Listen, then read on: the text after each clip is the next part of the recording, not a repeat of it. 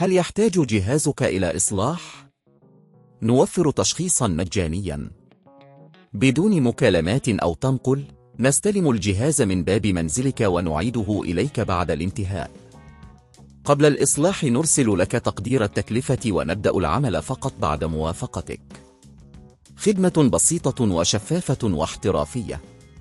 الرابط موجود في الوصف.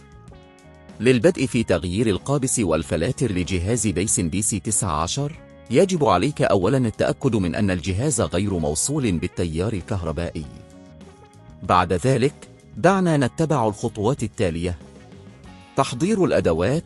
ستحتاج إلى مسك براغي ومقص وفلاتر جديدة وقابس جديد. تأكد من أن جميع الأدوات متاحة قبل البدء. فتح الغطاء الخارجي باستخدام المفك.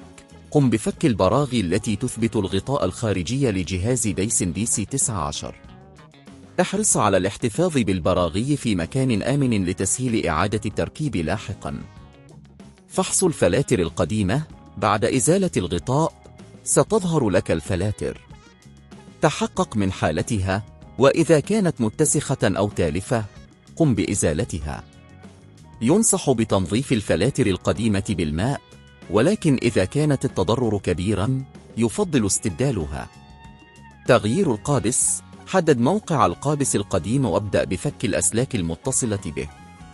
قم بتوصيل الأسلاك بالقابس الجديد وفقاً للألوان المحددة، عادة أسود وأحمر أو أصفر. تأكد من أن التوصيلات محكمة. تركيب الفلاتر الجديدة.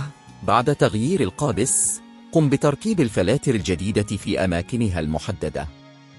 تأكد من أنها مثبتة بإحكام. إعادة تركيب الغطاء. بعد تثبيت الفلاتر والقابس قم بإعادة الغطاء الخارجي للجهاز وثبت البراغي مرة أخرى. اختبار الجهاز. بعد الانتهاء من كل الخطوات قم بتوصيل الجهاز بالتيار الكهربائي واختبره للتأكد من أن كل شيء يعمل بشكل صحيح. إذا واجهتك أي مشاكل أثناء العملية يمكنك الاستفادة من خدمة التشخيص المجاني المتاحة لدينا. فقط اتصل بنا وسنساعدك في تحديد المشكلة. كما نقدم خدمة الاستلام من المنزل لجهازك، حيث سنقوم بجمعه وإصلاحه وبعد ذلك سنعيده إليك. قبل البدء في أي إصلاحات سنقوم بتقدير التكلفة لك حتى تكون على علم بجميع المصاريف. باتباع هذه الخطوات البسيطة يمكنك الحفاظ على جهاز دايسون DC-19 في أفضل حالة وضمان أدائه الممتاز. هل يحتاج جهازك إلى إصلاح؟